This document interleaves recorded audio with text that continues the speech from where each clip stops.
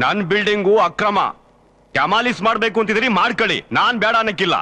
ಆದ್ರೆ ನನ್ ಬಿಲ್ಡಿಂಗ್ಗೆ ಬುಲ್ಡೋದರ್ ಬುಡಕ್ ಮುಂಚೆ ಈ ಬಿಲ್ಡಿಂಗ್ ಓಸಿ ನುಗ್ಸಿ ಈ ಜಾಗವ ಟಚ್ ಮಾಡಬಾರ್ದು ಅಂತ ಇಡೀ ಪಿಲಾನೆ ತಿರುಗ್ಸಾಕವನಲ್ಲ ನಮ್ ಇಂಜಿನಿಯರು. ಅದಕ್ಕೆ ವಾಟ್ ಯು ಮೀನ್? ಮೀನು ಇಲ್ಲ ಮೊಸಳೆನೂ ಇಲ್ಲ ಕಣಮ್ಮ.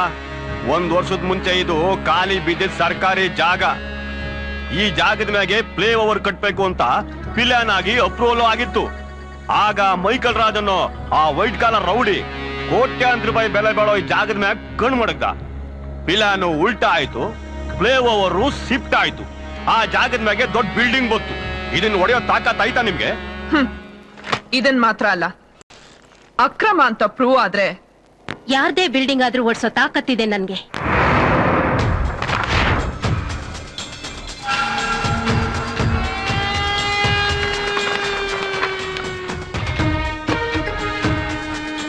ಎಸ್, ಇದನ್ನ ಯಾರು ಕ್ಯಾನ್ಸಲ್ ಮಾಡಿದ್ದು? Madam, executive engineer Ajith Kumar madam. ಕರ್ಸಿ ಅವ್ರನ್ನ. Yes madam. ಈ ಪ್ಲಾನ್ ಯಾಕೆ ಕ್ಯಾನ್ಸಲ್ ಮಾಡಿದ್ರಿ? Legal problem madam. No, illegal problem. No madam. Shut up. ಎಂಜಲ್ ಕಾಸಿಗೆ ಆಸೆ ಪಟ್ಟು ಮೈಕಲ್ ರಾಜ್ ಅನ್ನೋ ಲ್ಯಾಂಡ್ ಮಾಫಿಯಾ ಡಾನ್ಗೆ ಕೋಟ್ಯಾಂತರ ರೂಪಾಯಿ ಬೆಲೆ ಬಾಳೋ ಸರ್ಕಾರಿ ಆಸ್ತಿನ ದಾರಿ ಎತ್ಕೊಡೋದಕ್ಕೋಸ್ಕರ ಇಂಥ ಒಳ್ಳೆ ಪ್ಲಾನ್ ಮೂಲೆಗೆ ಬಿಸಾಕಿ 500 ಮೀಟರ್ ಮುಗಿಯೋ ರೋಡ್ ನ 5 ಕಿಲೋಮೀಟರ್ ಸುತ್ಕೊಂಡ್ ಬರೋ ಹಾಗೆ ಮಾಡಿದಿರಲ್ಲ. ಇದರಿಂದ ಗೌರ್ಮೆಂಟ್ಗೆ ಪಬ್ಲಿಕ್ಗೆ ಎಷ್ಟೊಂದು ಲಾಸ್.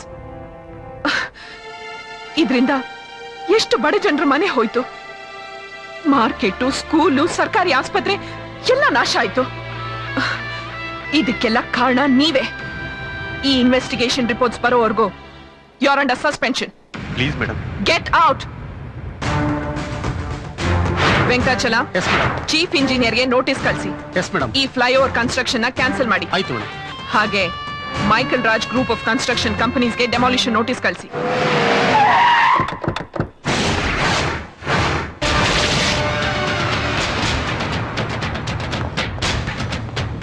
ಅದೇ ಅದೇ ಅದೇ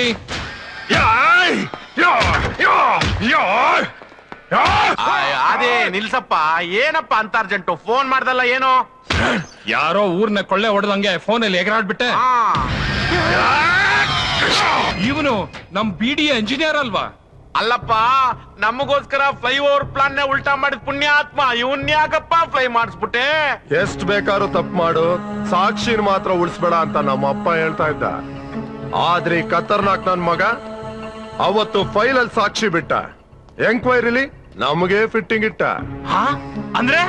ಅಂದ್ರೆ ನೀವೊಬ್ಬ ಫ್ಯೂಚರ್ ಮಿನಿಸ್ಟರು, ಅವರೊಬ್ಬ ಕ್ರಿಮಿನಲ್ ಲಾಯರ್, ಅವರು ಗ್ರೇಟ್ ಫೈನಾನ್ಸರ್.